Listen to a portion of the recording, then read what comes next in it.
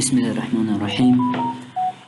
ګرانو محترمو لیدونکو، په دې هیله چې ښه به وئ او د صحت جامې به مو پر تن وي. نو راځو نن د موږ نننۍ زده کړې ته د جاوا او د نیټبینز نصبول دي په خپل کمپیوټر کې. نو اول راځم زه دلته د موږ کوم ځای کې به موږ باید څو شیان اوله موږ موجود وي، د موږ سره موږ باید ډاونلوډ کړي وي. زه راځم دلته د ماوس ده یو چې دا څه شی ده، اپاچي نیټبینز ده، بل چې ده جي ډي کې ده، او بل باید شی اس ډي کې ولیدو. صحیح ده، اس ډي کې. نو دا باید موږ ولرو په خپل کمپیوټر کې. او که غواړئ چې ډاونلوډ یې کړئ نو بیا به راشئ دغلته، نو دغه لینک یې دا د جي ډي کې د نصبولو، او دلته به ورته ولیکئ چې مثلا دلته به راشئ د لینک ته چې ورغلی دلته به راشئ انتخاب کړئ خپله جاوا ورژن به انتخاب کړئ چې کوم جاوا ورژن هم ده، مثلا جاوا 23 ده، وینډوز ده چې شي استعمالوئ، او کوم څو بیټه ده وینډوز دی ده، او راشه همداسې د جاوا مثلا کوم پاکیج یې انسټالوئ ده. ماوس جاوا افیکس انتخاب کړی ده. ډاونلوډ راشي دغه دوی ګزینې راغلی، په دوی کې به یو ډاونلوډ کړئ او دوه قسمه یې ډاونلوډولی شئ، یو زیپ فایل، یو همداسې چې سیده یې نصب کړئ. دا د څه شي وو، جي ډي کې وه.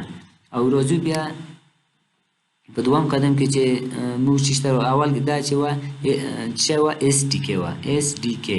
دوم قدم کې موږ راځو جي ډي کې ته. جي ډي کې ته دوه لینک ته راځو. صحیح ده. او دلته بیا انتخابوو چې د موږ مثلا دغه ده د آخري ورژن چې ده یوش ده. دلته راځو بیا په د لاندې ځای کې د وینډوز دپاره دغه ده، کولی شو زیپ فایل یې په دغو کې چې هر یو انتخاب کړو، موږ یې په دغو کې ډاونلوډولی شو. او بل قدم کې باید موږ نیټبینز ډاونلوډ کړو. نیټبینز به هم دلته به راشو، په ډاونلوډ به کلیک وکړو او موږ به د ډاونلوډ صفحې ته بوځي. دلته انتخابوو دغه ده، دا 23 نیټبینز ده، 22 ده، همداسې نور مختلف دي. دا به کلیک وکړو، دا به هم ډاونلوډ کړو. او اوس د ما سره ټول ما ډاونلوډ کړي دي. نو اول راځم زه کوم جي ډي کې چې ده دا په خپل کمپیوټر کې نصبوم. نو دلته به په نیکسټ باندې کلیک وکړو. نیکسټ. نو دا بشپړ شو. دلته به موږ څنګه وکړو، دا د موږ په کمپیوټر کې نصب شول. اوس دا کلوز باندې کلیک کوم.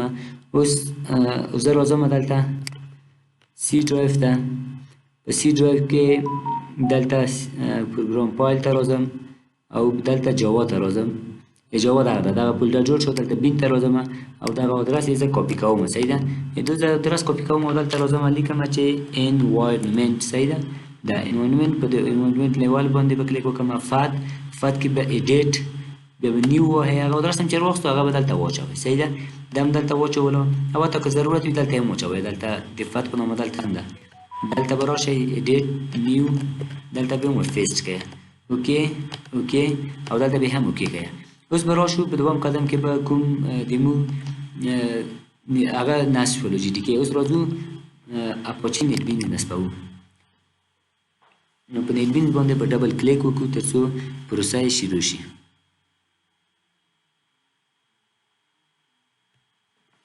دلته به په یس باندې کلیک وکړو او د نیټبینز انسټالیشن به شروع شي.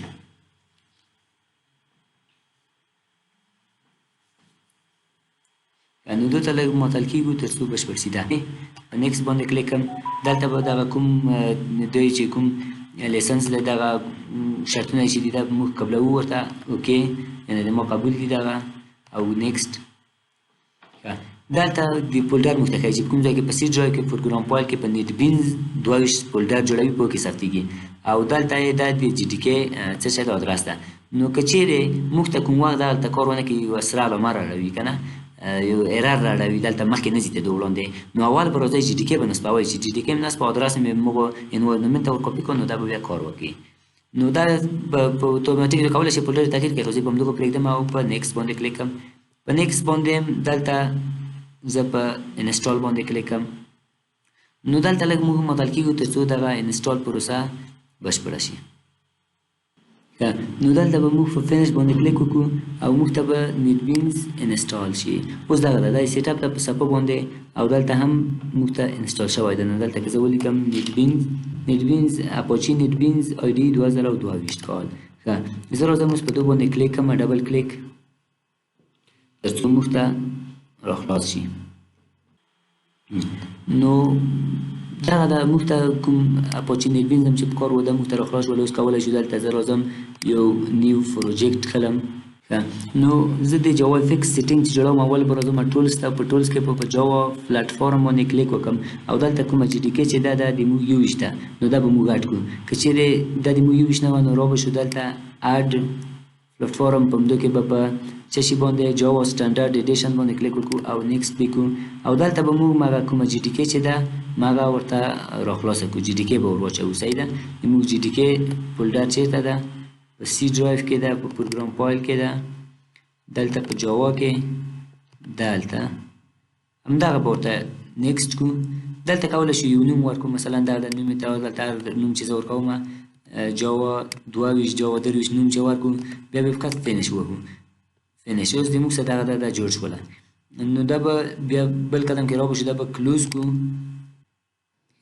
نو اوس موږ همغه جي ډي کې ورته راوستله. اوس راځو ټولز ته بیا او دلته راځم لایبرري ته. په لایبرري کې نیو لایبرري وایم مثلا د جاوا اف ایکس په نامه. صحیح ده. دا به کومه او دلته په اوکې به کلیک وکړو. اوکې چې کلیک وکړو نو دلته به اډ جار فولډر دا به ورته ووهو. په دوم چې کلیک وکړو موږ هغه کوم جي ډي اس ډي کې چې و د یو فولډر ته به ورشو هغه په چې دغه د اس ډي کې البته دا باید یو ایکستراکټ کړي وي فولډر ته. نو دغه د مو ته ایکستراکټ کړي دا دلته ورځم دو فولډر ته دلته ورځم لایبرري ته ورځم او دغه ټولې لایبرري ورچوم ټول انتخابوم او اډ یې کوم. اوس اډ شولې. نو موږ اوس په اوکې باندې کلیکم نو موږ ته لایبرري هم جوړه شوله د جاوا افیکس.